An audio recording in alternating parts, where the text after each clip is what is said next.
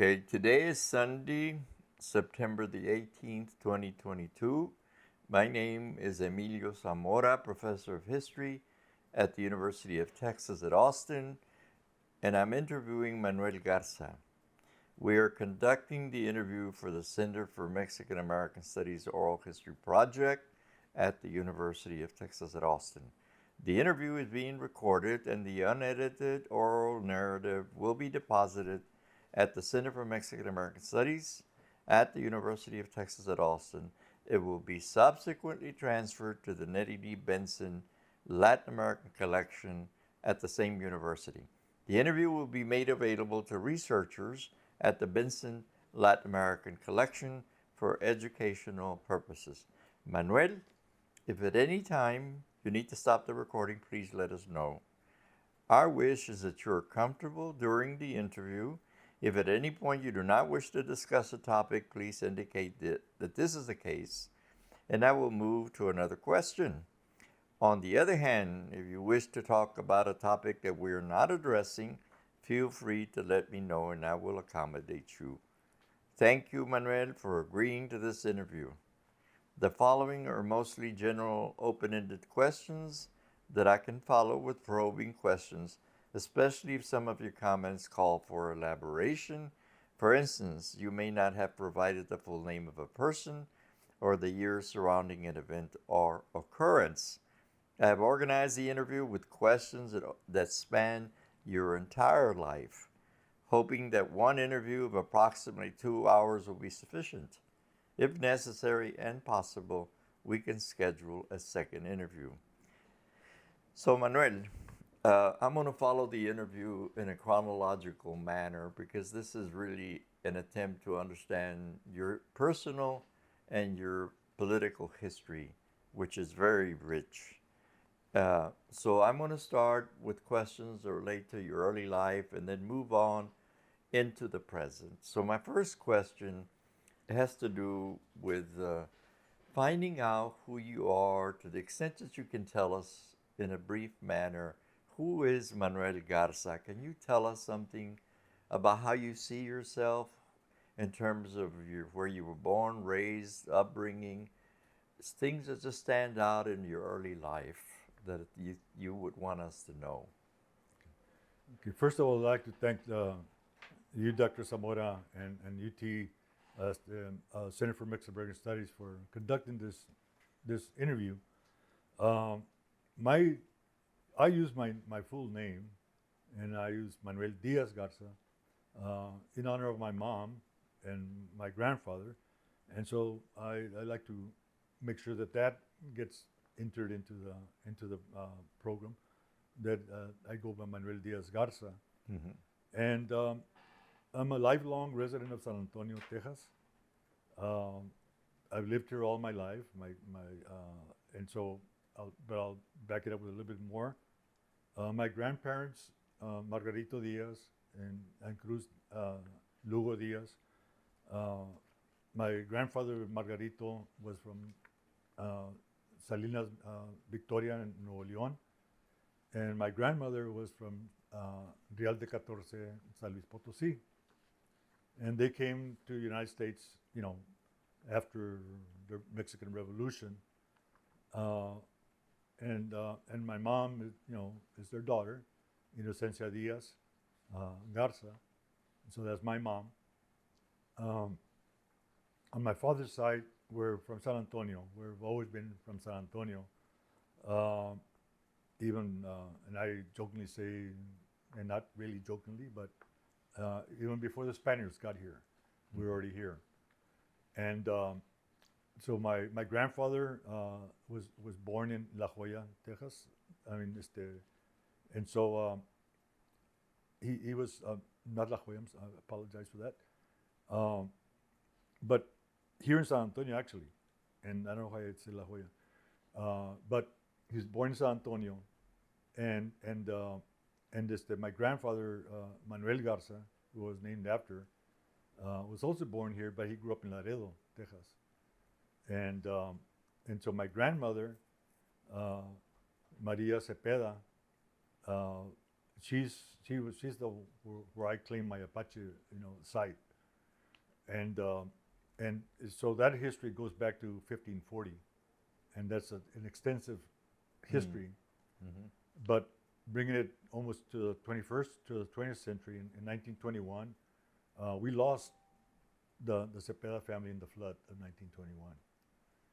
So there was very few Cepedas left, and those that were left, you know, got killed during World War II in France. My tío Joe Jose, and mi tío Genio, who was the youngest one of my grandmother's brothers, he's the one that I grew up to know. My aunt, mi tía Josefa, my grandmother's sister, that's who we got our side of that story, that side of the story. And so, for example, my tío Eugenio, he actually fought in World War I and fought in World War II. And so we come from a very humble, you know, beginning here. I guess you could say, you know, one of your questions is about how do I take after them? Mm-hmm. Well, I always consider them my heroes. Nobody else. So I grew up in the west side of San Antonio, in the Edgewood district. Our neighborhood, we jokingly called it a charco because of the obvious puddles and lack of drainage and paved streets and all that. And when we moved in, the house that I still live in, I live in the house that I grew up in. That house was built in 1949, a year before I was born. And so about when I was 5 years old, I went with my mom to collect signatures from the farmer that owned the properties. By that time, they were breaking up the farmlands into lots, but we didn't have any water. They used to actually transport water in wooden barrels, and that's how we would get our water. But I went with my mom to pick up signatures so we could get a water pump, a water faucet, you know, in each people's homes. And so we were able to do that. That was my first activity in terms of trying to create change. And that's how I picked up, you know, block walking from that. But with my dad, at the same time when I was 5 years old, I could already carry my watermelon. So I helped my dad, even back then, we would come into the mercado, not the mercado as we know it now. It was open docks. It was called the Washington docks, which is across the street from where Mi Tierra and all that is now. And but it was the farmers that would come in, mm-hmm. and we would unload and load trucks. And when we would finish that, we would go and sell, you know, fruit or vegetables house to house throughout the west side, throughout the whole of San Antonio, entire San Antonio. And so again, that meant going door to door, being a good salesman about the products you had, and so I learned that from my dad, and so that work ethic has been there all along, and with the good examples of how to do that. But that to me gave me a good communication, you know, capacity with a lot of people, especially when we started getting more into politics. Well, it's about knowing people, mm-hmm. and being able to communicate with them. So that in brief is who I am from the standpoint of my parents and my grandparents. Mm-hmm. And so, but there's other people that of course have had an influence on me, and I can start from my I would say my second grade teacher, my first Mexican teacher that I had, Ms. Lozano, and I remember her because, you know, she cared about us, and that was different from the first grade teacher. who punished me for drawing a picture. I had finished already, the assignments, and so I was just kind of doodling, and but I wasn't doodling. I was actually drawing a star that my father had showed me, and it's about our Apache background. And so she came over and said, "What are you doing?" And she saw the star, and I tried to explain to her what I was doing, and she just took it away from me and said, "That is not allowed here." I said, "Oh, thank you." But she took the paper away from me, and I told my dad about it.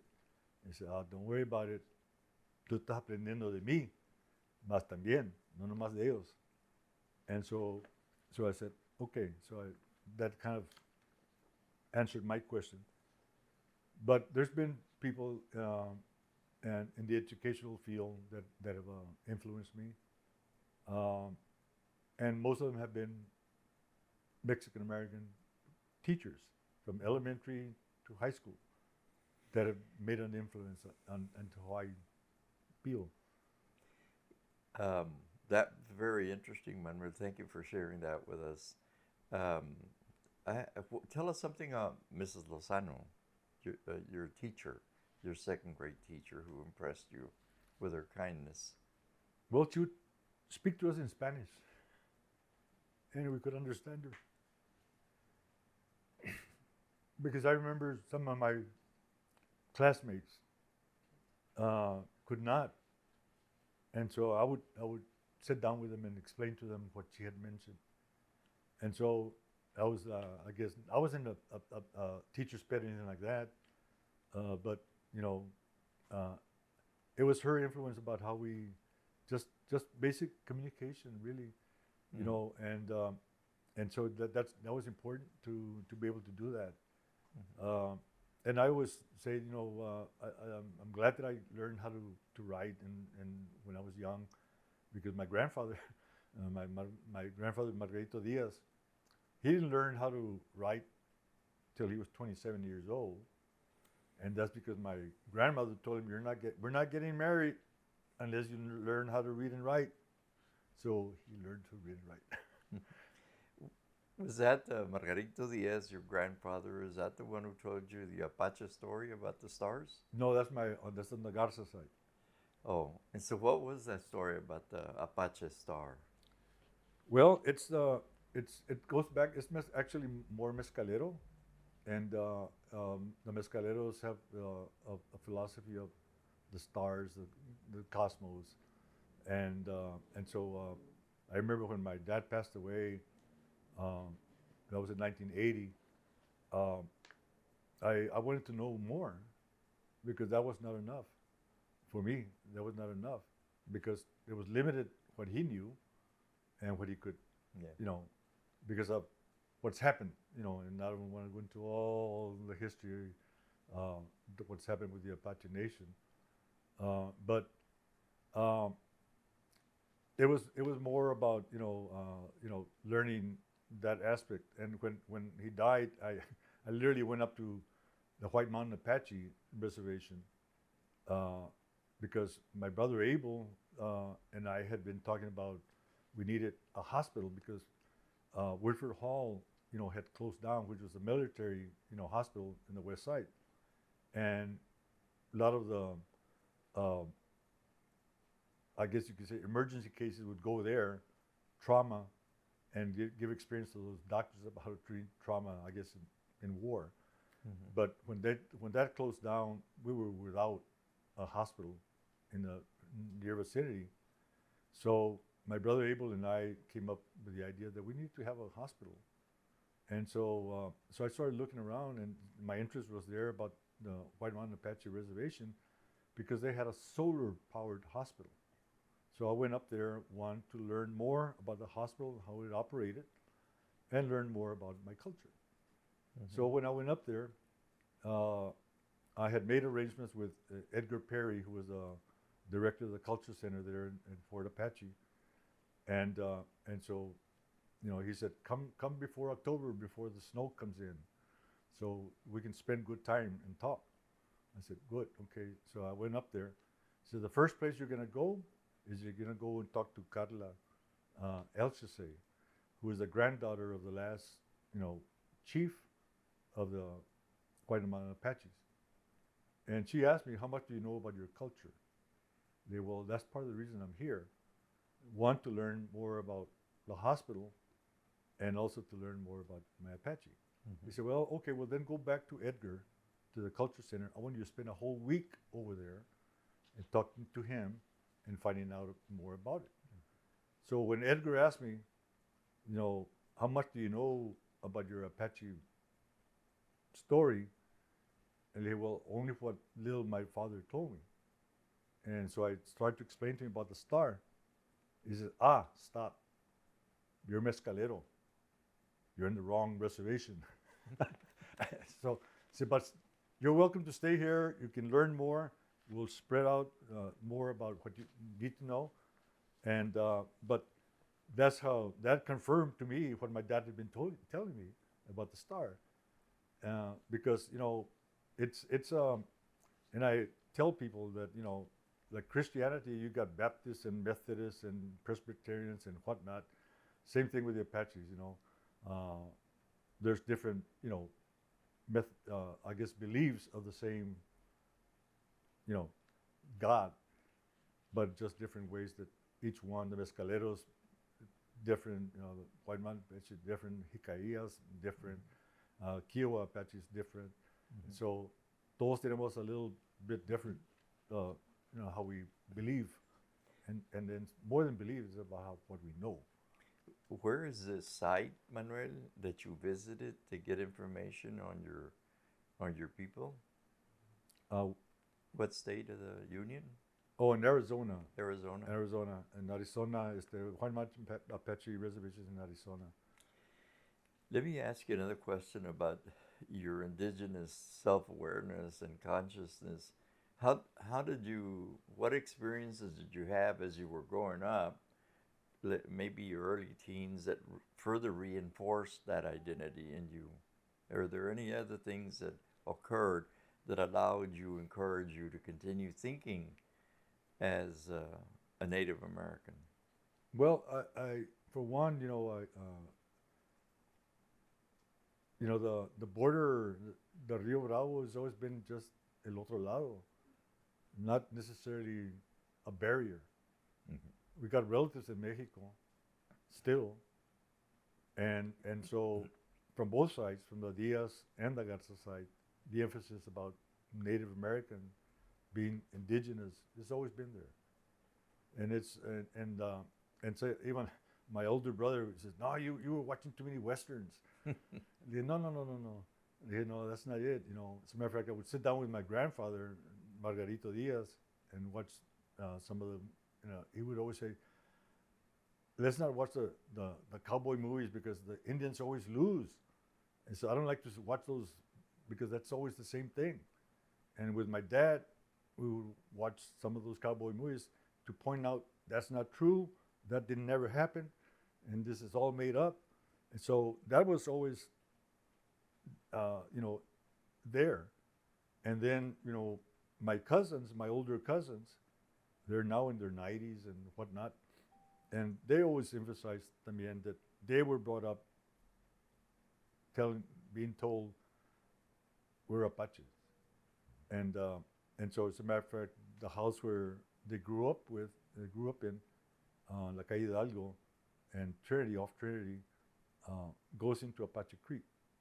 And so, and folks that might know about San Antonio, if you take La Calle Guadalupe, everything south of Guadalupe, decían, ese es el barrio de los indios.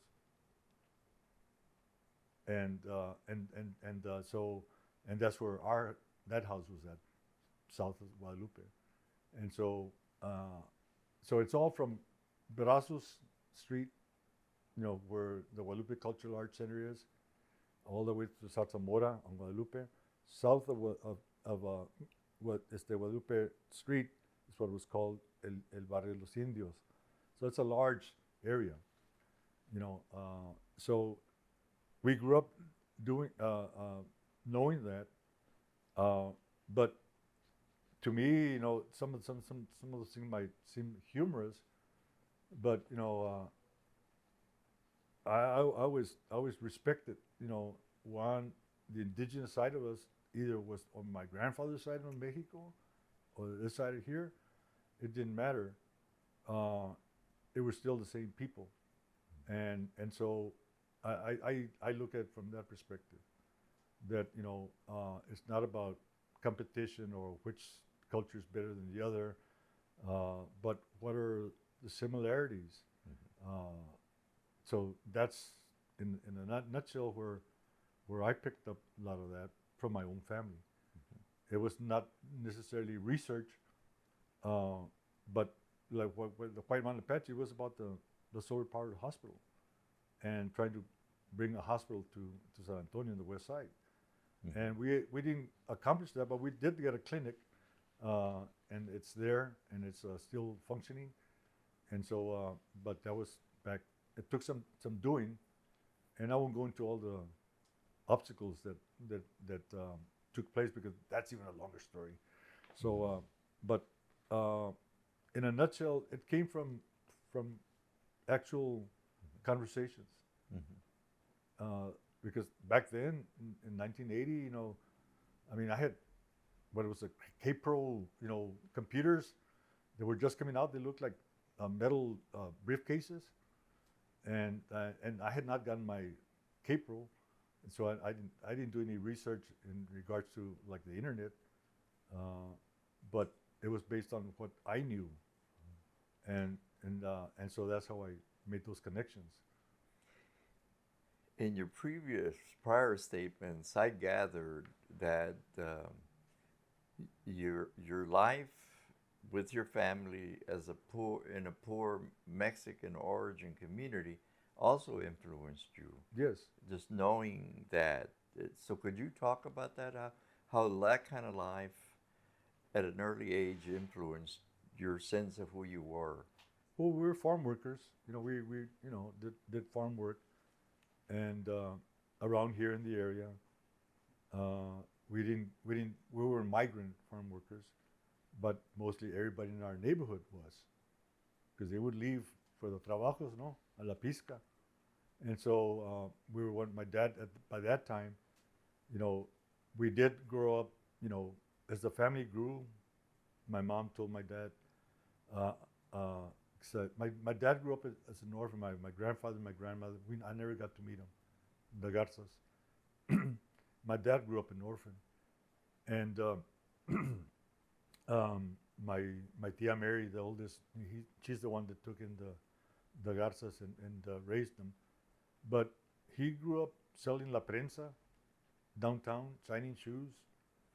And then I jokingly say then he moved up to the agricultural business, and that's when, you know, selling fruits and vegetables and making a business out of that, and till for the longest time that's what we did until the family started getting bigger. Then my mom told my dad, "You're a veteran, World War II veteran. You should try to go get a job at Kelly Air Force Base and get something more steady." And so that's what he did. And so that's why we didn't migrate, because we had some stability through my dad's employment at Kelly as a, you know, federal employee. And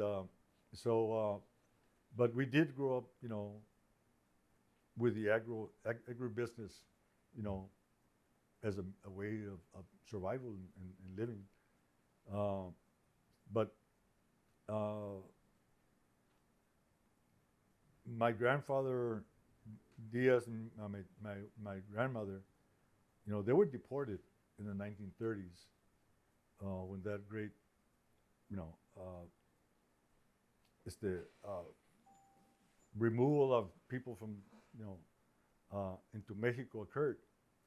And my grandfather, he was the youngest of the family, and my other, I guess you could call them my great uncles, they're all Villistas, you know, we're Villistas. And they went with Pancho Villa. But my grandfather stayed, because they told him, "You're the youngest, you stay," and he stayed to protect the rest of the family. And so, but on my dad's side, my grandfather Manuel, who I'm named after, my grandfather, he was also a Villista, but he was here in San Antonio. and so when Felipe Angeles, General Felipe Angeles, came into San Antonio before the conflict with the U.S. government, Villa did have access to U.S. military weapons. So one of those times, Felipe Angeles came into San Antonio to go to Fort Sam. My grandfather, Manuel, was a guide for Felipe Angeles. And so, so my family is very tied with the Mexican side of who we are as well. And so a lot of respect for both cultures. One of the other things I gather from what you're so generously sharing with us is that your family was very conscious of a number of very important things that are going on. The Mexican Revolution of 1910, the years of the Depression and the trauma that your family faced.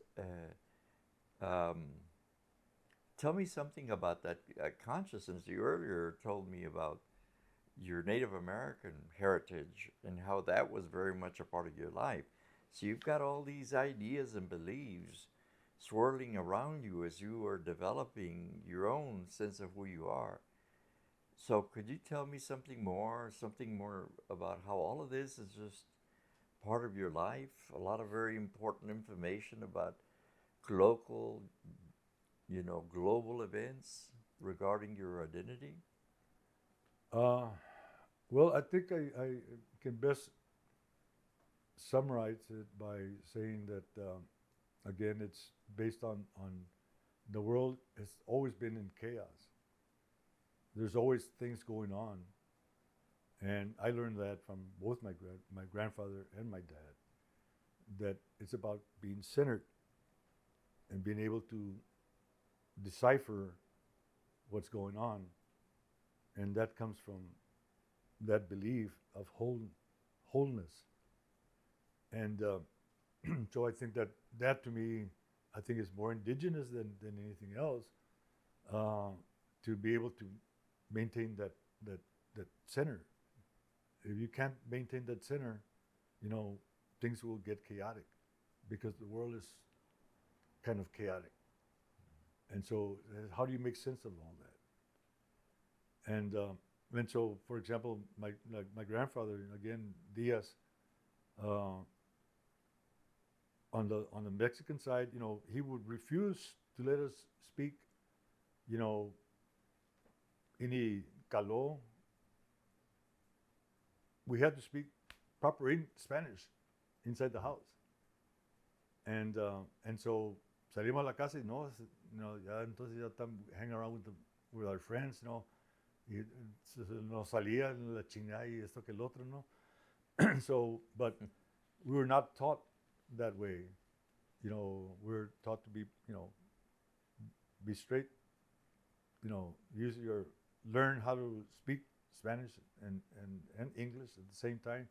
My dad would say, tienes que saber cómo comer bastante frijoles y las hamburguesas también. So you can learn English and Spanish. Tienes que. It's a way of being able to communicate. And so that was important. There's stories that I think that my grandfather, he grew up as a sheep herder in San Luis Potosí. And so that's what he did. I mean, we learned about the stars from him. Going to church was not necessarily emphasized, even though we were Catholic. And we went to catechism class and all that. But my grandfather, he didn't go to Mass till my grandmother, again, says, you have to go to Mass to set an example for everybody else. He said, por las estrellas. He would start talking about his beliefs, what he knew. And he said, all of that I learned since I was, a sheep herder as a child. And later on in life, I was working I've been working with Southwest voter registration for a long time, since got started, in and out, wherever we were doing. And I remember one time we were going to, I was going to go to Del Rio, where a lot of the Diaz family is at. And so I had made it a practice, if you want to call it that, to always go visit my family before I go anywhere else. And in that particular time, we're doing a case in Rock Springs, and George Corbel, who was a good friend and attorney, and I was working with George at that time with Texas Rural Legal Aid, doing voting rights. And so we're going to Del Rio, and I ran into one of my cousins, Pete, and he said, and somehow we got talking about our indigenous roots. And he said, we're part Cherokee too. I said, what? He said, yeah. He said, well, I'm going to Del Rio. They will stop and talk to Tia Beatriz. So, and that was always the first place I stopped, in my Tia Beatriz's house. And so, ya llegué a la casa de mi tía Beatriz, and welcome us in. Ya comieron. Let me prepare something for you. And he said, this is George Corbin. I had told George about what Pete had just told me. He said, well, I want to listen in to what you asked your tia. So I said, okay. So you don't have to stay at the hotel where we're going to stay. So you can come in so you can meet my tia. And so yeah, the pleasantries of being there and everything. Then we sat down and started talking. Dije, tía, le tengo una pregunta. Dice, ¿qué? Dice, me dice Pete, porque she knew who I was talking about, el primo Pete. Dice, me dice Pete que usted le dijo que somos Cherokee. También, tenemos Cherokee blood en el lado de los Díaz. Y nomás dice, ajá. Dice, pero no se dice Cherokee. En México se dice Chalaki. Dice, ¿Chalaki? Dice, sí, los Chalakis. Dice, le dije, me acuerdo de my great-grandmother's picture when she passed away. In the coffin, that she's guarded by two Indios, long hair with rifles, protecting her, protecting the coffin. And Pete asked me, do you remember that picture? Le dije, yeah, I remember that picture. He said, I always wondered about that. They said, well, that's what it is. They said, oh. So I asked her, do you still have a picture of that? They said, no.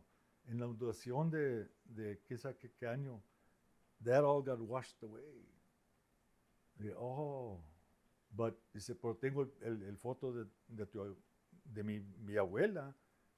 And so we've got that picture, but not too much of that. But me dice, le dije, ¿por qué apenas estoy aprendiendo yo del lado de los Chalakis? Dice, ay, mijo, pues tú estás muy interesado en saber más de los apaches. Y dije, no, con tiempo va a llegar y va a preguntar. Well, the time arrived for me to ask that question, because I did look into more about the Apache side of me. I mean, I did looked into the birth and death certificates at the cathedral, in San Fernando Cathedral, because we're downtowners now, if you want to call us that, because todo aquí era, where we're at right now, 320 El Paso, Southwest Border Office. This is all part of what used to be the main of San Antonio. Mm-hmm. And I tell everybody, look, after the Battle of the Alamo, they tried to move us out everywhere we were in San Antonio, just to the west side. They tried to confine us. Mm-hmm. But they were never successful, because we always all over the place. Manuel, let me clarify, I didn't record this in the interview. We are in the offices of the Southwest Voter Registration Education Project, where you work. We'll get to that in a minute, but let me ask you a little bit A couple other questions regarding your early history. Tell me more. Tell us more about your uncle Eugenio Mi tío, and the military heritage in your family. well, I think that, it almost, to me, I kind of, I don't know, rationalizing this or not, but it's what happened, you know, when we looked about the Cepedas, well, the Cepedas, that goes back to 1540 and the Coronado expedition. And when they were looking for the cities of gold, and Cepeda was one of the scouts or explorers for El Conquistador Coronado. And so he was sent into, because if you look at it, the Spaniards went all the way up Rio Bravo to Santa Fe, but would never go east because it was unknown. And so, but when they heard about the gold, that was what they were about, they sent off Cepeda, and the first interaction was in 1540. And that's when they encountered the Mescaleros. But as Mescaleros, we ignored the Spaniards for over 100 years. And so it was until the French were in East Texas and where the Wichita and the Caros and Northeast Texas, the Mescaleros were also part of that range as well. And so, and again, the Spaniards were not being successful with the Mescaleros, but by that time they had already befriended the Pawnee. And so they came back because they had heard that there was things going on with the French, and so they encountered the Mescaleros, and they were wearing nice clothing. And so they asked them, "Where'd you get all that clothing?" The Spaniards asked the Mescaleros, says, "Oh, from the other Spaniards," meaning the French. And so the Spaniards were trying to get inroad with the Mescaleros. So they said, "How do we get their attention?" So the Pawnee said, "You go and steal their women." And so when that happened, the Mescaleros said, "If you're going to do that and sell our women to the Spaniards, we're going to go take your women and sell them to the French." And that's where I think that interaction happened. And because in my research, like I just said, looking into the baptismal records at the Archdiocese of San Antonio, there's roadblocks. There's nada. They would not name, and you can look at the records, would not name the parents. Just Apache boy, girl, born, or Apache girl died, Apache boy, but never the names. And so that to me is where the wall occurred to get more information. When I called the Mescalero Apache Reservation once, they said, "I need to, come up and visit with you, but I want to learn more about my Mescalero side of the family." And he said, "Well, how far back do you want to go?" I said, 1540. He said, "Oh, we don't think we can help you." He says, "Why not?" He says, "Because of what happened," without again explaining all the conflicts. He says, "We have not started recording our own history till the mid-1960s. So we don't have all those stories, all that is lost." So that's why those, I guess you call them, obstacles, walls, brick walls that you run into that you can't get any more data. Mm-hmm. But in terms of that type of research, but most of it has come from actually talking to people. You mentioned earlier that your experience selling vegetables, Fruit, door to tomates, door, sandías, and also there was other experiences that you said were part of your early education, and You consider yourself a community organizer for good reason. You've been at this for a long time. And in my opinion, you're one of the most well-respected community organizer in our history, particularly in our recent history. But I'm interested to know how it is that of other instances of those early experiences of learning how to deal with people contributed to your trajectory as a community organizer. Could you expound on that? Well, there's two incidents that happened, and what was when I was gonna start high school, and then after I graduated from high school. And let me tell you about the one when I went to Edgewood High School. I went to Edgewood High School. It was part of the 1968 walkout. When I was working at this place called Galloway's. That's the first job I had not working with my dad. And it was like a three-pronged, facility. It had a gas station, it had a cafe, and a grocery store. So I had to work in all three. And so I started in the summer, in the early summer. And then when summer band practice, I was in the band. And when summer band practice started, I told him, I told my boss, Mr. Galloway, I told him, next week we're going to start, band practice. So I'll only be able to come in the afternoons. I said, oh, okay, no problem, no problem. Just don't worry about it.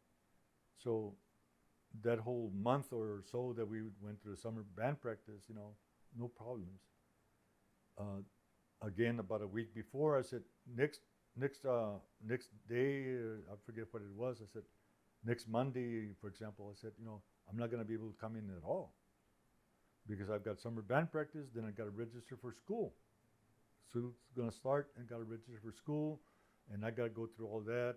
And so I don't think I'll have time to come to work on that day. He said, no problem, no problem.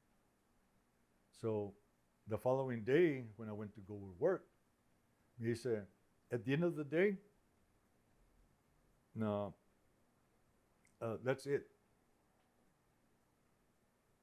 You don't have to come back to work. And so I said, well, why? He said, well, because Mexicans don't need to go to school. And he said, oh, you know what? You're firing me because I'm Mexican, right? They said, well, he said, no, you don't have to fire me. I quit. Give me my money that you owe me right now. And he did. But so then I called my mom to tell her what had happened. And he said, well, your dad's at work. Te tienes que esperar que salga del trabajo. So I sat down at the curb till my dad and my mom came to pick me up. And my dad asked me, ¿te pagó? He said, sí, vamos a chingar de aquí. That was my first experience being discriminated against. The second time, aside from being in the band and everything, I was also with a print shop, learning how to run offset machines and letterpress and all that, how to do camera work, all that. And so when I graduated from Edgewood High School, my printing instructor, found me a job. It was called LB or something like that. I forget the actual name of the store, but it was a novelty shop. And you've seen all those magazines, catalogs with crazy eyes that you can see, X-ray eyes, wooden nickels. We would print all those novelty stuff. And so one time, I forget his name, LB, I'll call him Mr. LB. He said, do you know how to run the offset? That's why I want you here. Yeah, I know how to run an offset. He said, okay, we're going to print in letter print and the catalog. Okay. So I started printing the machine, and it's all by air, and you have to adjust how the paper gets, fit into the actual impression cylinder, and so you have to balance the air so it can, because it picks it up by ear, suctions, and so he came over to see what I was doing. He said, "You run the machine too slow." I said, "Sir, if I run any faster, the paper's gonna get all clogged up in the cylinder and can't finish the job." He said, "No, you're just a dumb Mexican. You don't know what you're doing." Yeah, you know what? You're a stupid Jew, because he was Jewish, and and he just said, "What?" Yeah, you can't go around calling me names like that. You can't go around saying that. They say, "I'm here because I know my work, and you're telling me I don't know what I'm doing. If I'm to make it go faster, like I told you, it's gonna clog up the whole system, and you're not gonna get anything done." He said, "Well, I don't care. You don't know what you're doing. You're fired." Yeah. They said, "Okay, I quit too. Give me my money again. Give me my money that you owe me."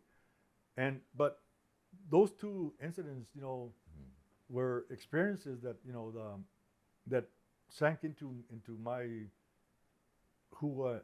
what we're faced with.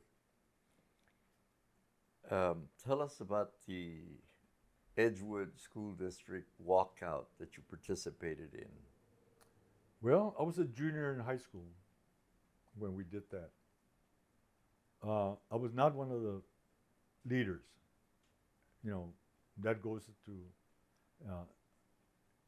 Rosendo Gutierrez. I can name the leaders that organized the walkout. But one of the things that that happened, this is kind of, I have to say this, is that when the walkout occurred, all the leadership were seniors, and they were all threatened, but of not graduating, scholarships. There was just, guess who writes the letters of recommendation for your scholarship? So all the seniors were threatened that if they continued with the walkout, they were going to be denied graduation or an opportunity to go to college. So it fell on us, the juniors, because we said, if they run us out, we can go somewhere else. We can go finish school somewhere else.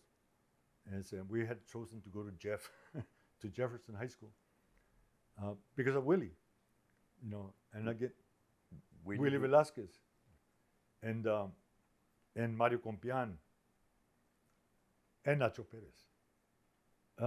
They were the ones that were at St. Mary's University. They're the ones that worked with us to build and the organization Padres. I don't know if you remember that organization Padres.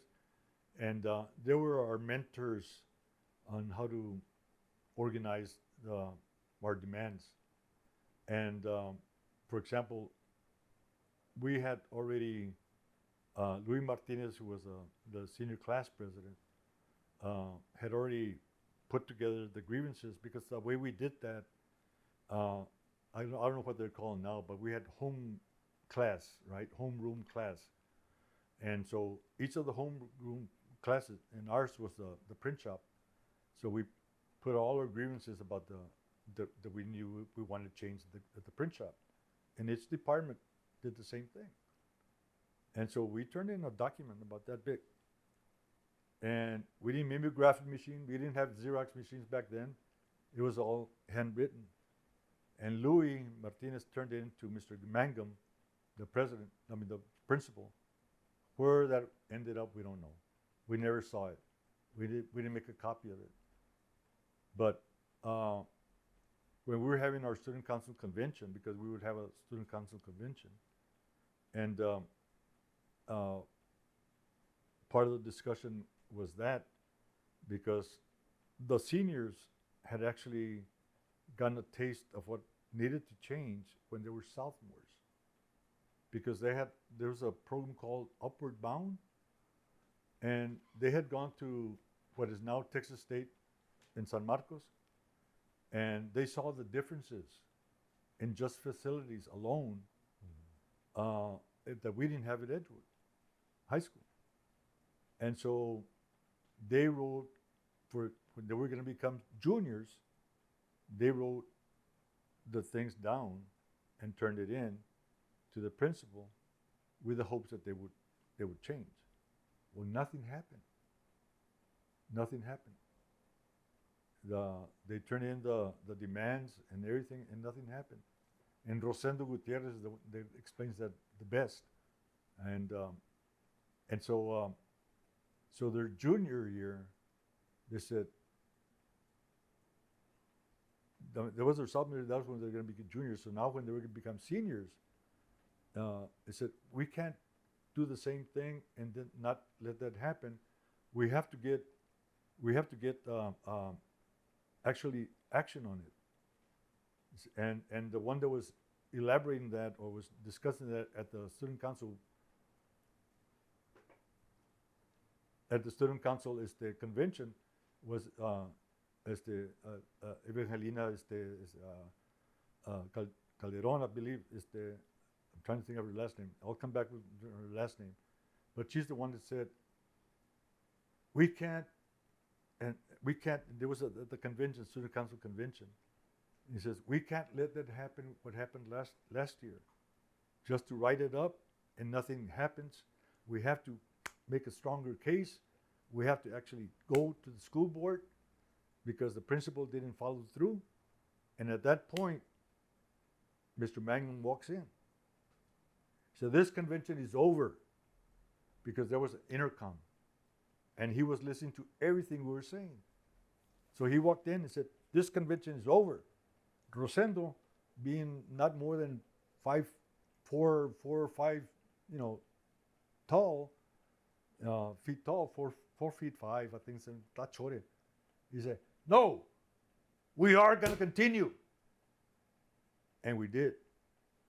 And so, and Mr. Mangum got all upset. And so he started crying. And Lupe Pruneda, who was, her dad was one of the parents that was involved. He said, Mr. Mangum, stop crying. Just get us what we want. And they said, we're not being over demanding. These are simple things. We need air conditioning. And I can tell you about a story during that time that one winter, Mr. Mangum, Ben Gutierrez, who was from Laredo, graduate from St. Mary's, he was an English teacher. And so it was cold one of those days, and like I said, we didn't have really a heating system at Edgewood High School or air conditioning, and he was wearing his coat, su saco. Entra Mr. Mangum, calls him out. He said, Gutierrez, let me talk to you. So I am Mr. Gutierrez. And he said, take off your coat. So the kids, the students don't think it's cold. And the chemistry teacher overheard him telling them in the hallway. So he came out. So Mr. Mangum, can you come into my room? He said, what do you want? Come into my room. The lab, the FASCs for doing laboratory tests and that, the water was frozen. So you can't tell us it wasn't cold. And Alfredo Aleman, profe, we call him profe, he wrote a poem about the ghosts of winter in Edgewood because it was so cold. And that was part of our demands to improve the facility. And so again, but we did that through, the walkout was actually organized through the student council. We'll continue with this in a moment, Manuel. I think we need to take a short break, and we can start in a little while. Okay. Okay. Thank you. Mm-hmm. Okay. Are you ready, Manuel?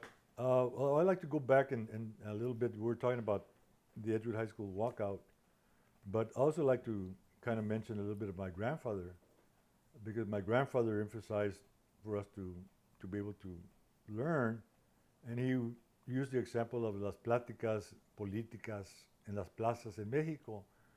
And he would go to those two.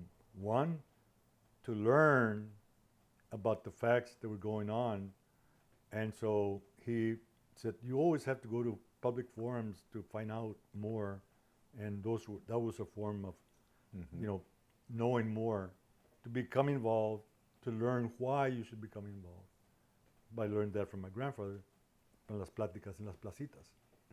That's how that happened. Now back to Edgewood High School. As I was mentioning before, the senior class was basically threatened with their graduation, scholarships to college, the ones that were in leadership. And so I always maintained that, I was just a participant because I was not part of the leadership. I was in the student council, but I wasn't an officer, so I didn't have any real leadership roles in organizing the walkout. But I knew everybody that was part of the leadership. And so for the longest time, I would always defer in talking about the walkout and include others that were part of the walkout, like Richard and Herrera, for example. He also, I would bring him to come and talk about what's going on because everybody experienced it differently, learned differently from the walkout.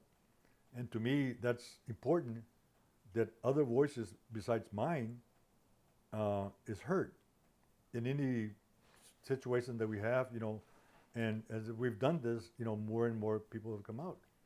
And one of the things that did happen, then when we started about trying to get more knowledge about what happened with the walkout, the ones that were seniors, and I'm not going to mention names, they didn't want to talk about it. They didn't want to talk about what happened. And part of the reason that they would not want to talk about it because they were retaliated against. And they didn't want to experience that anymore by talking about it. And I would tell them, if you don't talk about it, how can anybody else learn about it? So as of late, and I say late because this was kind of recent, the Hispanic Journalists Association recognized the students from Edgewood High School for the walkout. And that had never happened. We had never been honored for what we did. And that broke the ice for others to talk about what happened.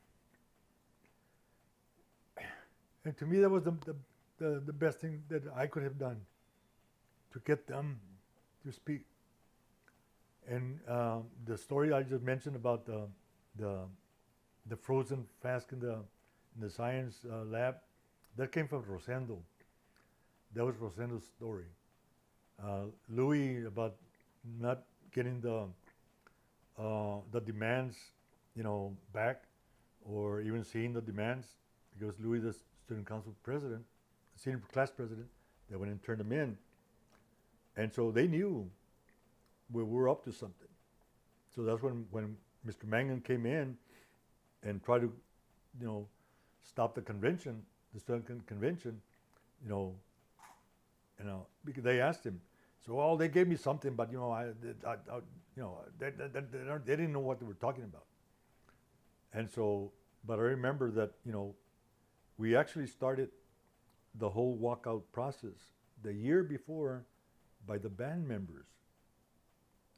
And because we're saying that, we had instruments that, the tubas, for example, I was a tuba player. I was a brass player, trumpet to tuba. And, but the tubas were all bent up and battered. The uniforms were supposed to be red and white. They were more like, discolored orange. And so they were old and torn and stuff. And so that was part of our demands. And for one summer band practice, we decided to go to the superintendent's office. So we walked all the way to the superintendent's office, about 15 of us. We walked over to the superintendent's office to meet with the superintendent. And the assistant, a superintendent came out, and it's a lady, a female, and she sat on the desk, se sentó así en el escritorio, and says, "You guys, are not going to see the superintendent." This is, you did not follow chain of command. So that's where we learned about chain of command. So he says, "You all go back to the high school." Well, Mr. Mangum was waiting for us. That's when he cried, because we had embarrassed him by going to the superintendent, not going to him. And that's when Lupe told him, "Stop crying, just get us what we need." But that was the initial start, because from that little discussion about demanding for that's where we kind of then matched up with the senior class about the deficiencies that were at the school. And like, for example, Rosendo didn't know that, and when I told him, "You guys did that," he said, "Yeah, we did that." I said, "Oh, wow." And so from there we started, finding the connections that among ourselves about what we're wanting to do. And so after the walkout itself, I remember the teachers trying to block us at the doorways from exiting. And so the south wall, the south door, which is connected to the cafeteria, is where the 400 that you see coming, and that's all the newspapers and whatnot. They were walking in front of Edgewood High School. Those are the ones that were able to get out through, that the teachers were trying to block us. The rest of us, we went out the west door of the campus, which was the new addition to the high school. It had just been recent, but it was still not. That was the only part of the school that was air conditioned.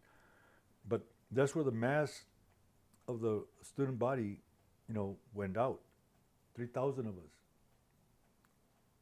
We left the school, and the 400 went all up 34th Street to the superintendent's office. The other ones walked. Some went home. Others went in cars to the superintendent's office and demanding that he come out. He never came out. But I remember that part of what was going on, there was 3 conversations that happened before we did the walkout. We were trying to negotiate, because as you might know, at the same time in 1968, Lanier High School had also been were in the midst of putting together a walkout. They didn't actually walk out because they were able to, meet at Guadalupe Church Hall and with the administration, and it took them 2 meetings to get their demands met. Not all of them, but they got most of their demands met. At Edgewood, we met with the superintendent, and the first meeting that was, again, the leadership of the clubs, even the ROTC, or what you call now, well, this ROTC, back then it was called something else, but it's the ROTC. We met at Mr. Claiborne's house, which is across the street from the high school. And he had a big house like this. It was a large house. And so he met with them. And the second meeting was with the parents. And the third meeting was at St. Anne's Catholic Church Hall. And at that meeting, this is according to Rosendo, because he was there, and that's when Willie Velasquez again was mentoring the padres. We're again debriefing what had happened, and says, "Okay, this is the 3rd time you've made the demand, so now we walk out." And that's after the 3rd attempt to negotiate with the administration, the decision was made to walk out. And so that's when we walked out, the following day. the following day. Mm. We walked out the following day. And so the vast majority went out again through the west doors. And there's pictures in the yearbook. People say, what's all that people outside? Was it recess or was it lunchtime? That was the walkout. and that's where a lot of us were actually, and there were some students that were actually, we didn't have air conditioning, the windows were open. Guess where people were jumping out the window to walk out because the teachers were actually trying to block us from exiting. You mentioned there was about 3,000 students that walked out of Edgewood. Yes. What portion of that is do you remember the size of the school? How many students in that We were school? 3,000. Oh, just everybody walked out practically? Yeah, except for 10. Oh, I didn't know that. 10 of them didn't walk out because it was the leadership of the student council that they had brought in because they said, well, if we cut off the leadership, there's not going to be no walkout. Well, surprise, we did walk out. And what were the demands and how many were met? Do you remember? Well, like I mentioned a while ago, our demands were that thick. It got reduced. I think in the first time I saw it was at the U.S. Civil Rights Commission hearings here in San Antonio, and I don't know who developed them, but there's 8 points that are made there. But when you look at the walkouts that happened, throughout the state, because in reality we were the first ones to walk out, and not Cristal. It was Edgewood. This was 1968. 1968. The walkout in Cristal, I think, was 69. Yeah. And you made reference to the 1960 hearings of the Civil Rights Commission in 1960 here in San Antonio. Right. Okay, so... And that was after the walkout. Yes, yes.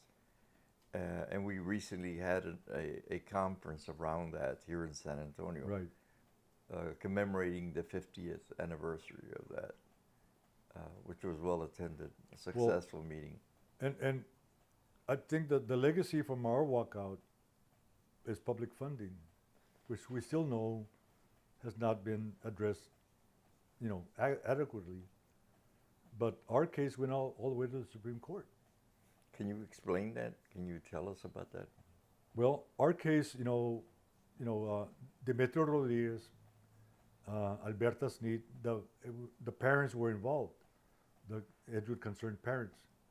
And again, it was Mayo, the Mexican American Unity Council, provided the funds to organize the parents. Ms. Alberta Sneed was one of my mentors, Cepeda, by middle name Cepeda, so that really attracted me to her. But she was a lieutenant for Emma Tenayuca during the, pecan cello strike of the 30s.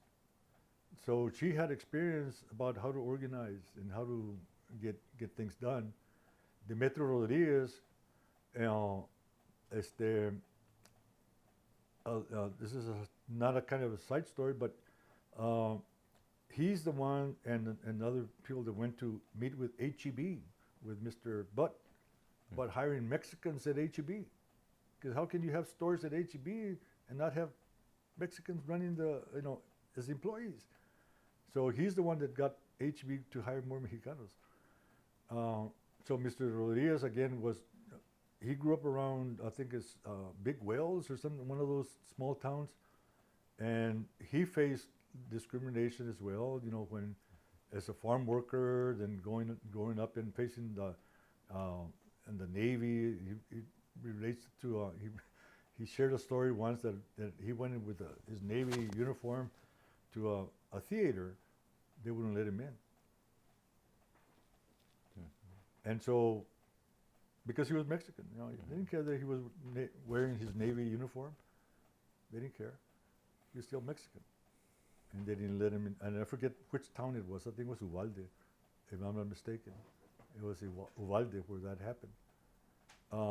But they were also our mentors. just like Albert Peña. After the walkout, we had a rally at Holy Cross. Again, Padres, the Catholic Church was helping us out. And so we had a rally at Holy Cross Auditorium, or the cafeteria, and 300 parents and students showed up. That's where I met Albert Peña for the first time. I didn't know him, and I told Mario and Angel, and I met you guys after I met Albert Peña. I didn't know who was behind all of that, of the walkout, till later when Rosendo actually opened up and started talking about it. You're bringing up a very important point in our history, and in so many different ways. But right now, you're telling us that you're connected to Ms. Sneed, who was with the Mexican American Union movement, the pecan sellers, the garment workers, and others. And you now mentioned Mr. Albert Peña, who became the county commissioner and a major civil rights leader out of San Antonio. The dean of the Chicano movement in San Antonio. Yes, and so that you're telling the story of Edgewood, the Edgewood School District, but you're also noting your grandfather, the influence he gives you from the past, and Sneed also, who represents a past that is influencing the present of Edgewood. These intergenerational connections are very valuable in advancing the movement. Yes. What do you think about what can you tell us about that? Well, again, after I worked at the American Unity Council, my office mate was Mrs. Sneed. So I learned a lot about what happened during the walkout from her, as well as the leadership from the senior class that finally started opening up to talk about it, because they wouldn't talk about it. Like I mentioned a while ago, they wouldn't talk about it. But Mrs. Sneed, I love her to death, and she really helped, understand what community organizing is about. And so I credit her more than anybody else about learning community organizing, and Willie, because one of the things that Willie Velasquez told me one of the times that I sat down with him to say, hey, let's go eat tacos at Zulemas. So we went to tacos. Let me find out more about you. And then he started telling me about. He said the way you organize is not about you. It's about the community. And if you don't listen to them, you're not going to be successful. It's about how we bring the community up. So I learned that from Willie and Mrs. Sneed. And not that I didn't learn any of that from Mario Compián or Jose Angel Gutierrez or Nacho Perez or Juan Patlan. I learned it from all of them. So let me just kind of put things in order for the people who are going to be hearing this interview. Patlan was the head of the Mexican American Unity Council. And the other young people you're mentioning, Mario Compián, Jose Angel Gutierrez, Willie Velasquez, and Nacho Perez, are the founders of Mayo. Right, they're the founders of Mayo. So, which is a student organization that is extending the idea of a student movement throughout the region of Central and South Texas. So you have all of these causes within the larger movement. But you mentioned earlier that one of the things Edgewood contributed is funding. Did you mean to say that it brought greater awareness to the community, and as a consequence, people were able to get funding, or because you mentioned part of the demands were, we didn't have air conditioning, we didn't have you need funds to do that, and so we wanted more equitable distribution of funds, not only for us but all of San Antonio, and as we now know, it was beyond, us. It was throughout the state. And I remember when I was in San Marcos, I went to school at San Marcos, at Southwest Texas State at the time.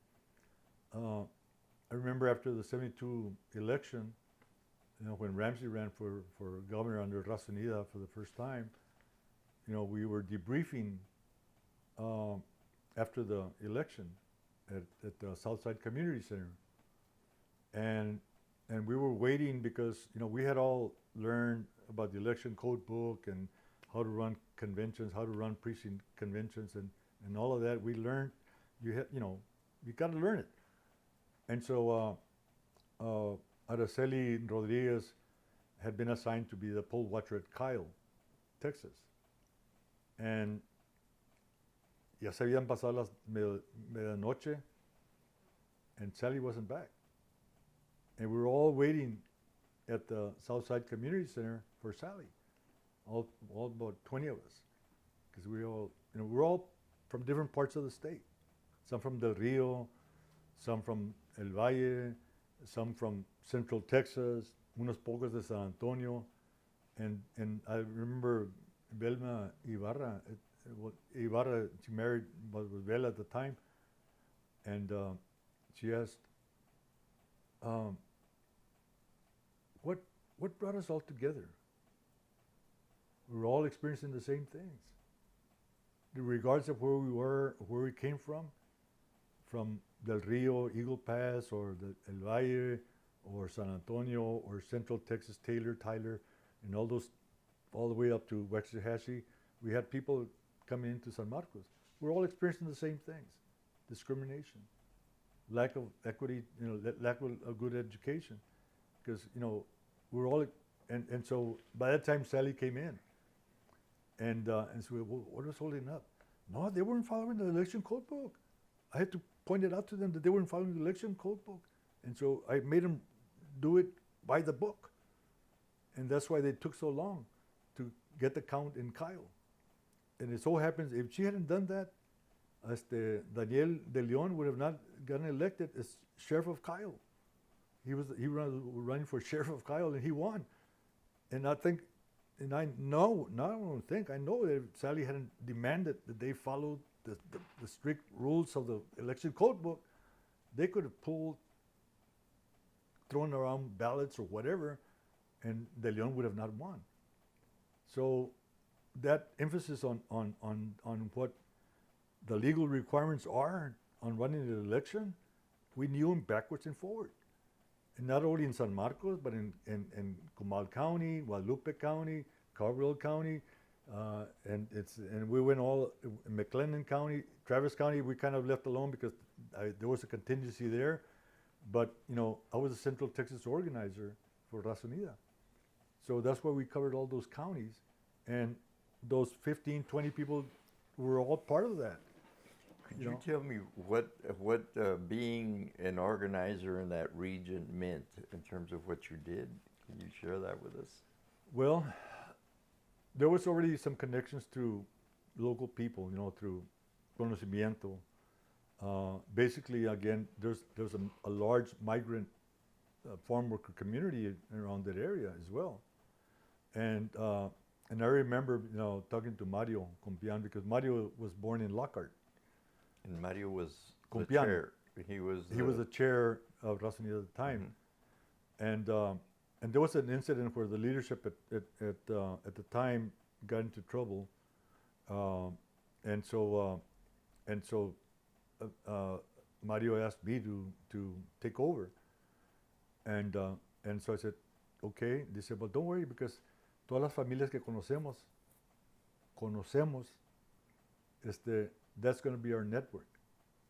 And okay. So, and I already knew a lot of those families. So again, it was family relationships that we evolved throughout that whole area, and the history behind the farms and around Central Texas go back pre-Civil War, when there were plantations, and who were the hands running the plantations? Blacks, right? So after the Civil War, those plantations turned into farms and that got labor from Mexico to work the land. Because the blacks had gone, basically a lot of those blacks went up to Tulsa. The black, Wall Street, that's where it comes from those blacks that left, Central Texas to Oklahoma in Tulsa. So you would visit those families and inform them about the candidates? And No, we were organizing. We were not yet at the candidate level. Okay.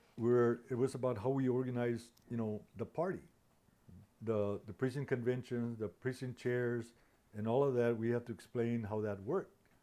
For example, in Guadalupe County, Mr. Francisco Lopez, he was he ran a towing service, but he was the vice chair.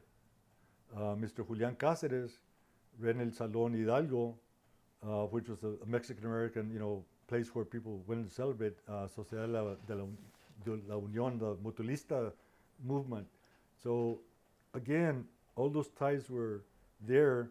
It's how we, brought them to know about the structure of the party, how we need to organize the party.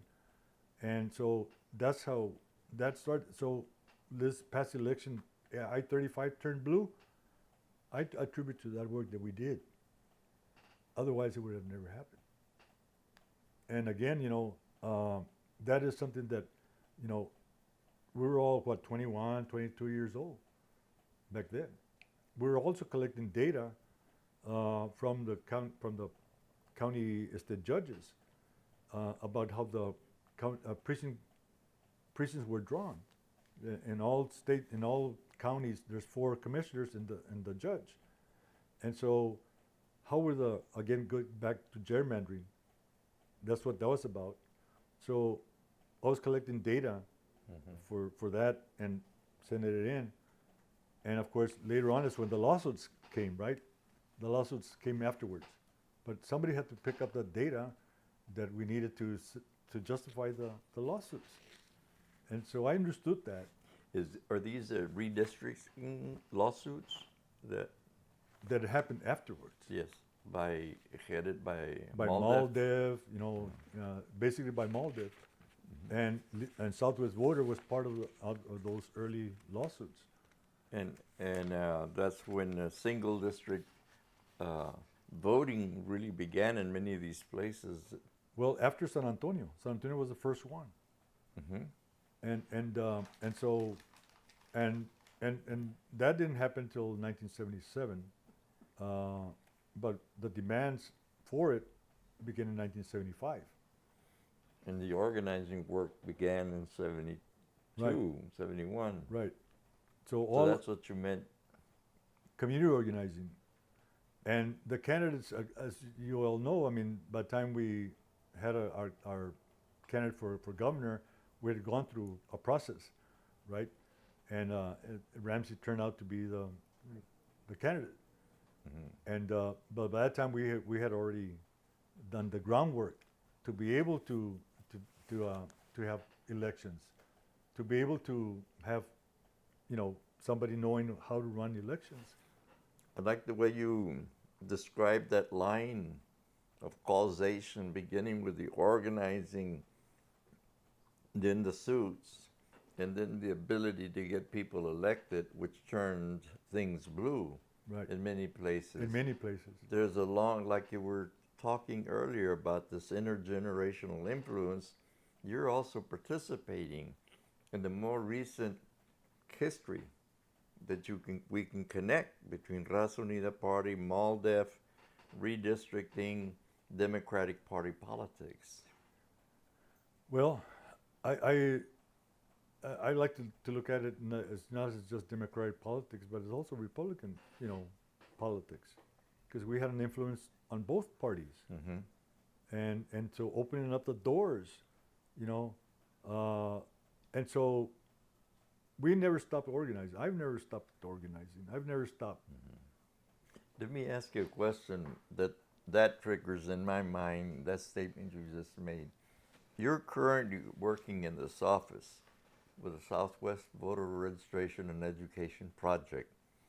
And you have a very special position. that reflects all that you've done in your life that has brought you to this place. So you're like a community organizer working with this very important organization that emerges in the 70s. Can you then explain more about how it is that you got here? What else happens besides Raza Unida that follows, that brings you to this point? Well, after Raza Unida stopped, running candidates, and I'll leave it there because there's go into many aspects of that. I still felt that things needed to change, and I had always been tied to Southwest Voter. My connection to getting involved goes to Trate de los Barrios, and George Velasquez, Willie's brother, and Andrea, his wife. Andrea lived across the street from us, from my house, and so the connection was one of, natural connection, but it's all the history that's tied into the Mayo organizing that occurred, because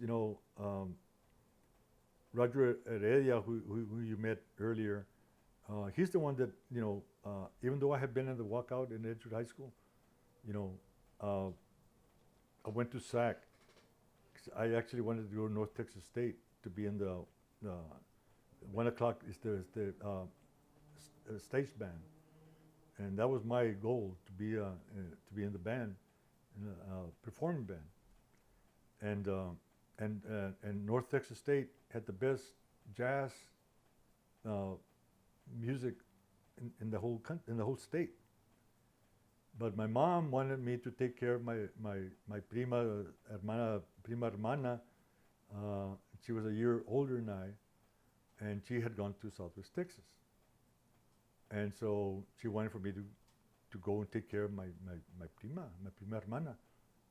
And that was another experience, because when we went there, I ended up staying at my uncle's house, again, parientes de farm worker parientes de San Marcos, that first semester in Southwest Texas, because my cousin and I went to look for a place to rent. And I remember going up the hill, and there was a house that was available for rent.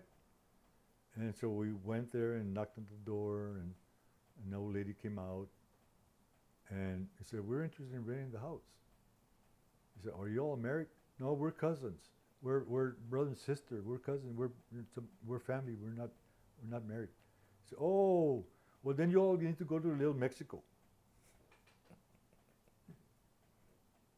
You have to go look for a place in Little Mexico, which they call El Barrio Victoria in San Marcos. That's what they refer to it, is the Little Mexico. And I'm sure there's Little Mexicos in Dallas and elsewhere. But I couldn't find a place to stay. So my uncle me dice, "Vente, quédate en la casa, pero me tienes que ayudar." Y yo, "No, está bien, no hay problemas." So every morning, I would get up and go with my uncle to feed the cows and the pigs, and then I would go to class. But that happened for a whole semester. And then I finally found a place to stay.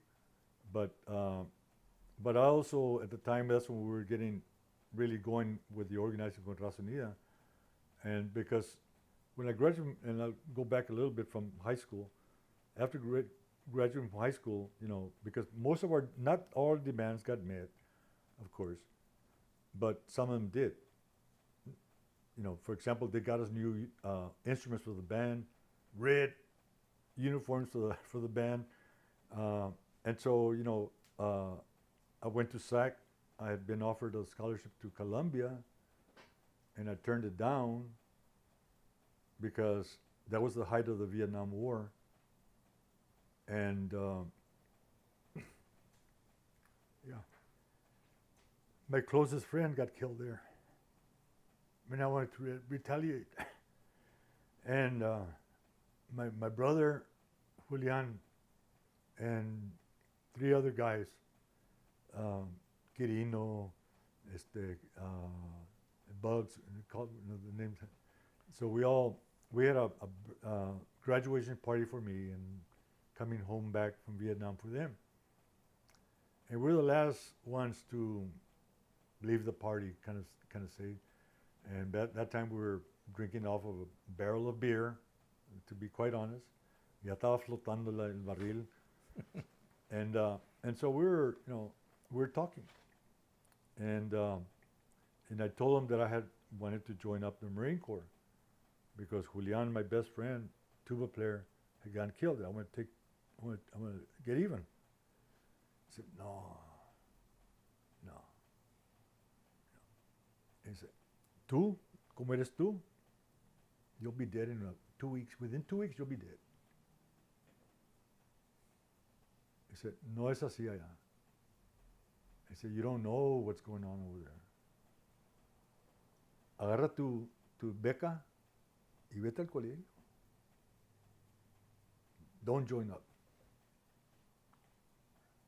So I heard it from them first than anybody else. And so, ya al punto pedo, porque ya está flotando el barril. Y ¿saben qué? Ustedes son 3 y yo soy 1. Pero, if we get into a fight here, y yo gano, I can join up, right? I prove myself that I can be in the military. He said, yeah. He said, yeah. So we strapped it on. And make a long story short, ellos ganaron. And so he said, well, and so I said, innocently, well, now what? He said, what do you mean, what, now what? He said, well, I said if I won, I could join the Marines and go to Vietnam. He said, but you guys didn't tell me what would happen if I would lose. He said, well, you're going to college, man. And by the time I had returned down the scholarship at Columbia, so I enrolled at SAC. And so I went to SAC, to San Antonio College. And that was an experience because, I remember when Jose Angel Gutierrez spoke at San Antonio College. It was right at the Fine Arts Auditorium, the McAllister Auditorium, to be specific. What year? 1969. And so, because that's when I graduated, and that's when I enrolled at SAC, and that's when that happened, in the fall of 1969. And I don't remember the exact date, but it was a contrasting, because the Marine band was playing in the San Pedro Park while the event over here was taking place with Jose Angel Gutierrez, and a lot of people went to that presentation, and one of my friends from Edgewood High School came out and says, "That guy's crazy, man." He said, "They're trying to change everything." You yeah, why not? He said, we need to change it. Otherwise, se queda igual todo. And so, I saw that as a contrast because here you had us, making those demands. Then you had the Marine band. I remember walking out to the walkway, and they said, "Man, this just happened, and here's the Marine band over there, playing all this patriotic songs, And I said, what a contrast! What a contrast of what's going on. And so by the time when I got to San Marcos, the Mayos, the Mexican American Youth Organization, were doing the walkout. This was 71. I had already been at SAC 2 years. And I focused on my studies, listening to my brothers. You have to focus on studies. Don't worry about, joining up. But still, I had tried to join the Air Force. But, by the time they called me, I had already made up my mind. I'm not joining the military. And so, from there is when I went to San Marcos, to Southwest Texas. And there, the Mayos were doing I think it's the last walkout that Mayo did was in San Marcos. And so I went up there to talk to them. And he says, well, who are you? I'm from San Antonio, from Edgewood. We have to walk out. Oh, vente. You can help us with what we're doing. And so that's how that got started, with the Central Texas, Mayo and everybody else.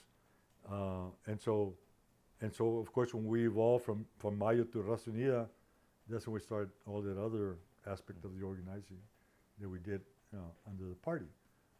But we were always involved with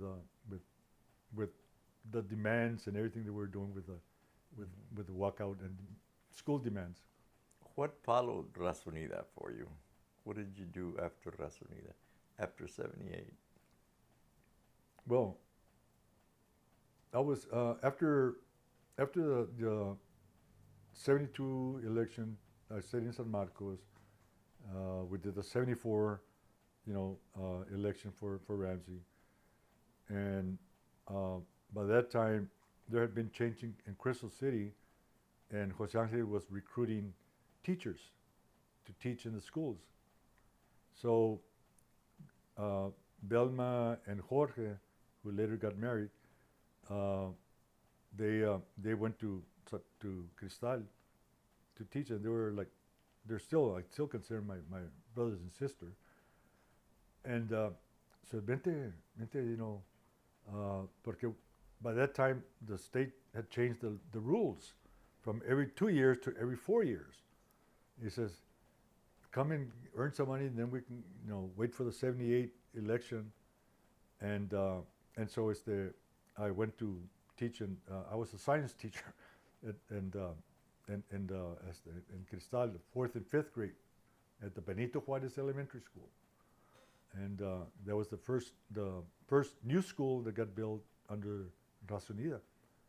And so, but Mario asked me to come back to San Antonio, because during the interim, by the 72 election to the 74 election, they had recruited me to be in this program called National Chicano Health Organization, and they were offering scholarships.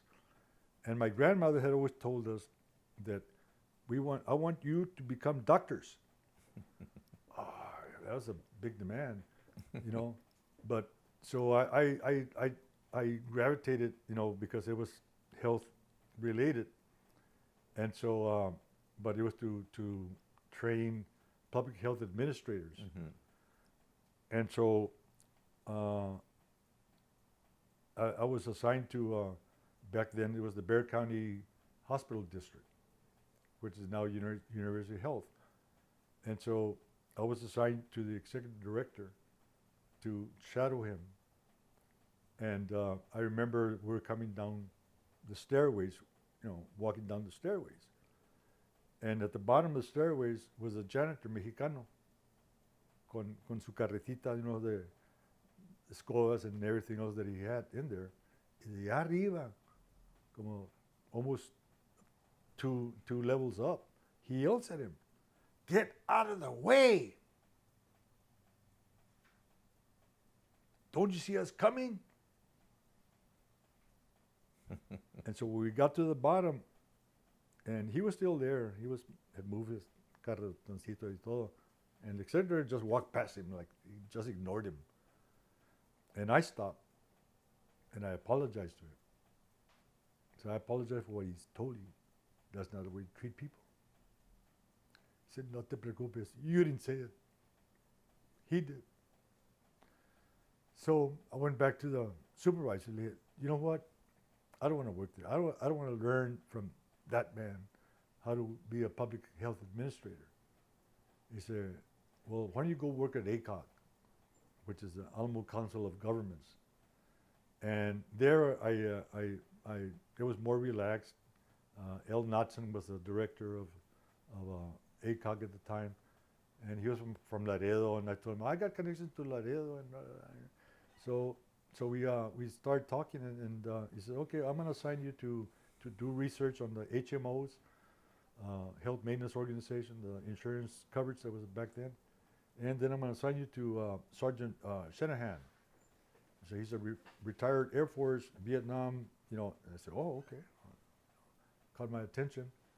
He said, what you're all going to be doing is something different, but I'll let the sergeant explain to you. And he said, okay.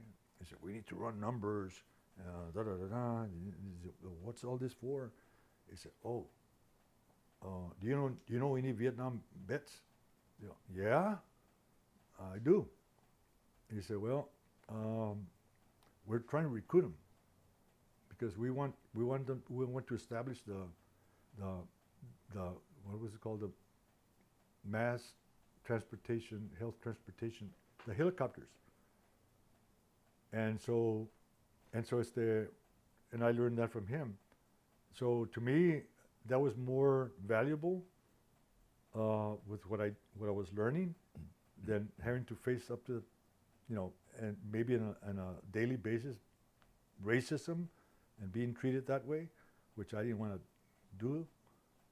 But I did tell the supervisor, we need to do something about that guy. He shouldn't be there. And next year he wasn't. But, you know, to me, it was about learning why I needed to do not just the,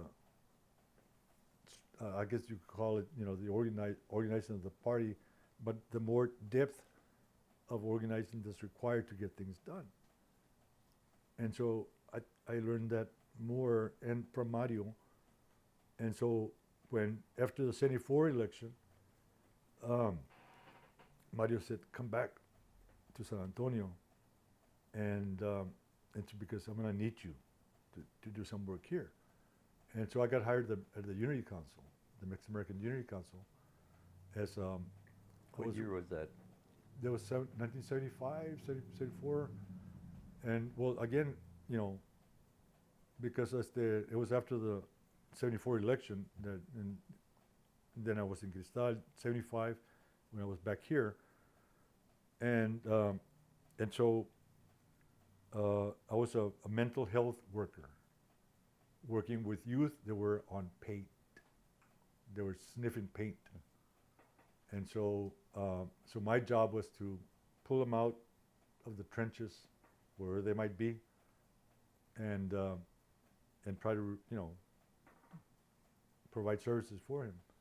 And back then it was about community mental health, going into the community, not clinical, but going into the community to do that work.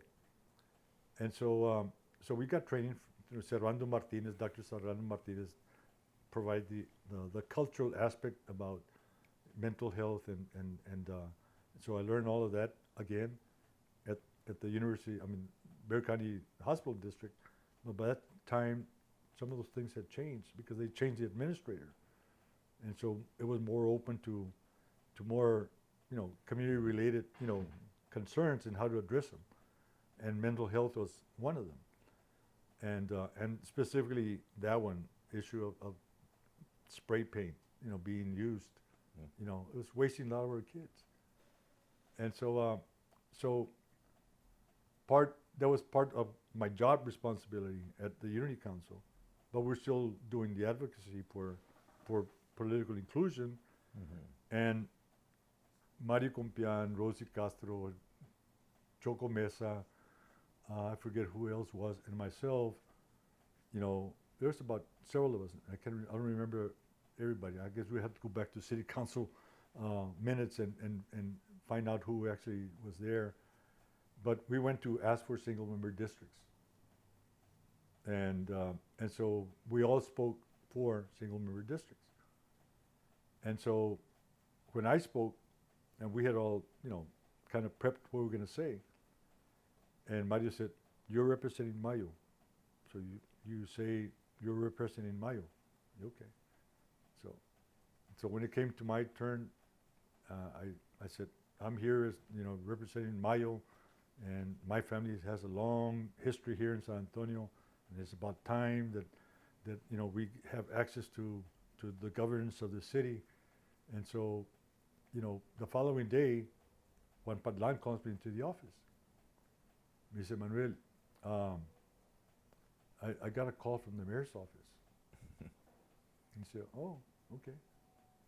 Said, they want me to fire you. I said, why? He said, well, because what you said. I didn't say anything different than what Mario said, or Rosie said, or Choco said. I didn't say anything different. We were asking for single-member districts. I said, yeah, but who did you say you were representing? Mm. They said, Mayo. Well, that's a bad word now. It's never a bad word to me. As a matter of fact, we've been talking about it, that we need to revive it. Do more walkouts, do more demands. They said, well, that's what they're afraid of. And that's why they want you out. Mm-hmm. And I said, hey, it comes with the territory. I know that. Just pay me what you owe me. That's a good one. And so they say, don't worry, we're going to send you down to the valley to help Antonio Lendain with the farm workers over there. Remember that. So from one to the other, and back then we were younger. Hey, it was from one assignment to the next. What was the next thing that needed to be addressed? At that time, it was the farm workers, the Texas farm workers. And so I went down to help out over there. What were your duties then with Orendain? Opening up a farm worker service center, and which we did here in San Antonio, and one of the most successful ones. But again, by that time, Mark White was the no, Dolph Briscoe was the governor. What was it? 70. Well, No, it was earlier. It was, yeah. Dolph Briscoe was earlier. Maybe it was the Republican. No. It was No. Mark. It had been Mark White. Mark White. I think it was Mark White. No, because President Smith was. That's when we got Garza on the ballot. Mm-hmm. So that was before. I have to go back and kind of connect the dates, but it was to learn what was going on with the onion strike. It was actually happening in Raymondville. And but when that happened, we had a rally at Las Palmas Shopping Center at the time, and Archbishop Flores, got on the horn on Casio R radio station, and asked people to bring donations. So we loaded up my panadera. We call them the panadera.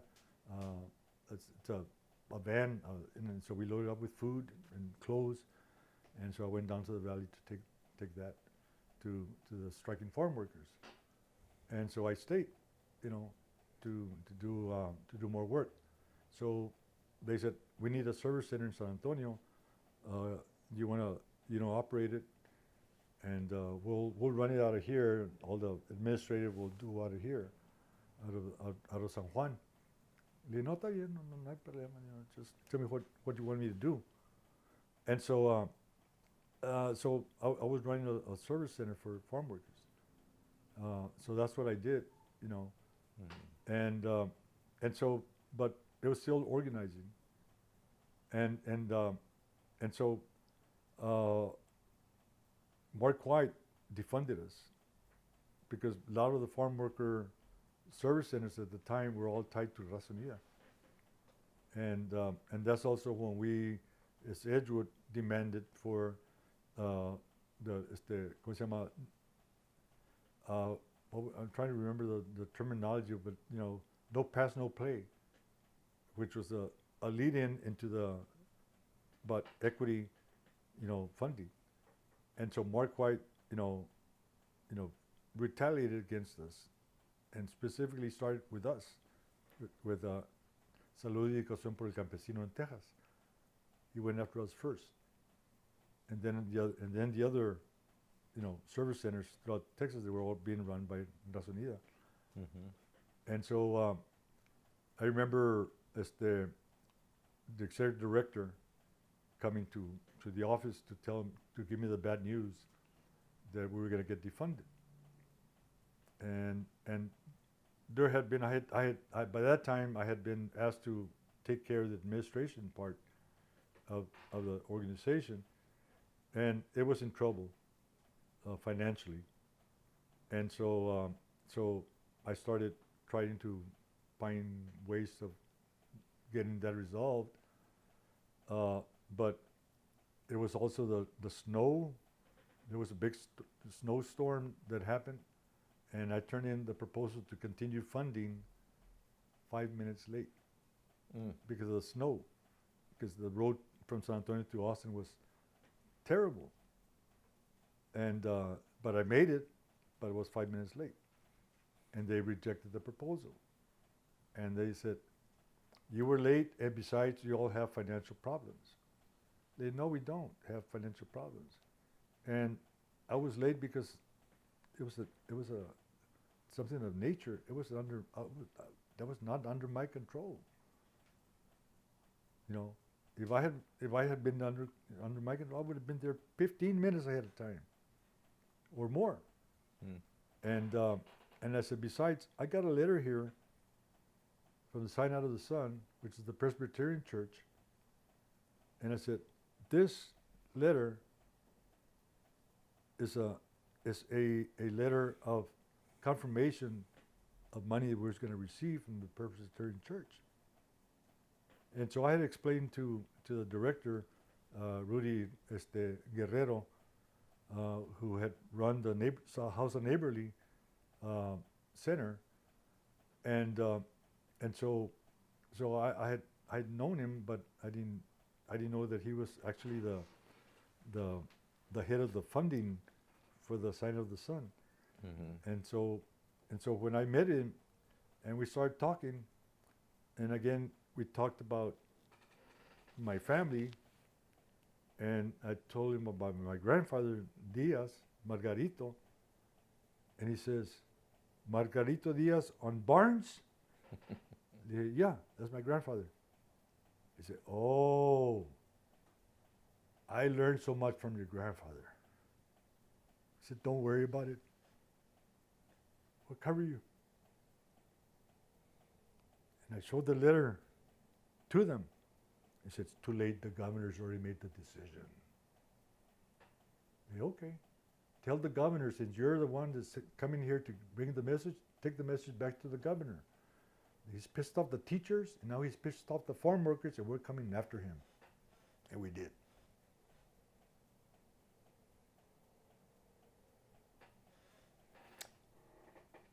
And he didn't get reelected.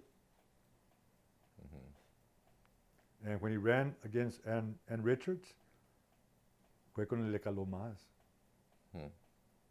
Porque by that time he had really pissed off a lot of people. And his explanation was that the good old boys didn't like what we were doing, because they were not being able to make the grades to play football, and so they'll blame Edgewood for it. And so he said, "So that's why you guys were targeted first." How did you get involved in this organization, and when did that begin? I never, since the beginning, we've always been. I've Since been it was in and out of Southwest Voter, and ever since the beginning, since '74, when Southwest Voter, not that Willie hadn't tried to get 501c status since 1968, because he had, Yeah. and he was being turned down. It was the Nixon that was blocking, Southwest Voter from becoming a legitimate 501c3. I've always seen you as a middleman, for one. That is, and I think it's obvious for me that you're working with Mayo, and then Raza Unida, which evolves out of Mayo. The South Voter Registration Education Project, in some ways, comes out of Mayo too, It does come out of Mayo. because of the leadership Yeah.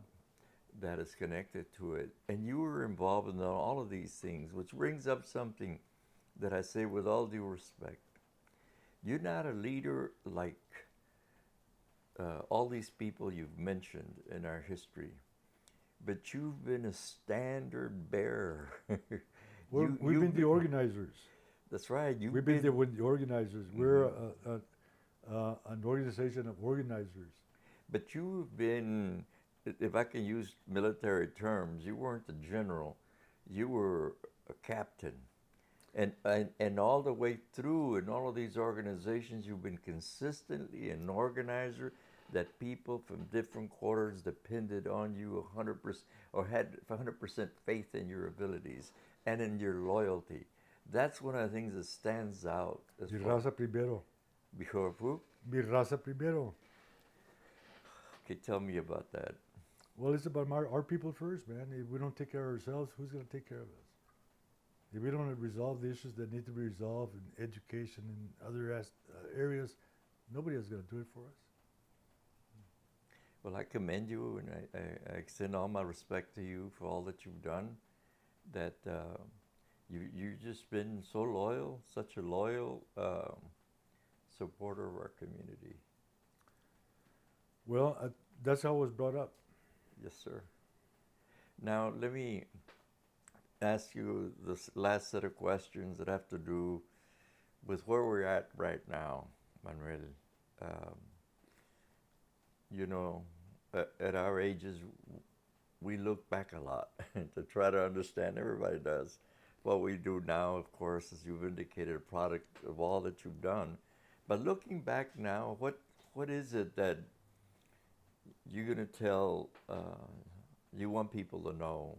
How do you see all of this that's happened and where we're at right now? Well, for one, you know, the demographics of the state, for example, have changed a lot. Now we're in the public school system. Depends on which data you're looking at. 54, if not more, is Mexican American, Chicano. And so when you add the black population, the Asian population, we're the majority of the state already, now. And so it's about, again, empowering those communities about what needs to be done. You know, the grassroots organizing that needs to happen to elect school board members, elect, you know, city council members and county commissioners and all the way up to the White House. And that's the next step that I think that we actually need to do, because like Willie would say, you know, ¿de qué sirve elect people to office if they don't know what they're doing? So it's about, again, you know, we just, 4 months ago, we were up in Dallas training people to run for office. And one of the first things we say, if you're here to learn how to run a campaign, because these are all community-driven campaigns. It's about involving your community in getting elected and finding out the way that you can win the election. Not just run to make a point, but to actually win and create some changes in the governance of that entity that you're running for. And so that's what it's about, and learning how that all works. And we tell people, and we did, that's one of the first statements that we say. If you're here to booster your candidacy as a person, because you think you're el más chulo, la más chula, or whatever, it says that's not what this training is about. If you want to be put in a pedestal, there's lots of, you know, consultants that you can pay to make you look pretty, but there's nothing behind it. There's no substance behind your candidacy if that's what you're doing, because it's a facade. You're just another politico, because there's plenty of those. Let me continue with something related. For the listeners in this interview, they should know that we just spent 3 days meeting as a reunion of the National Raza Unida Party 50th year reunion. You served on the coordinating committee. Yes. And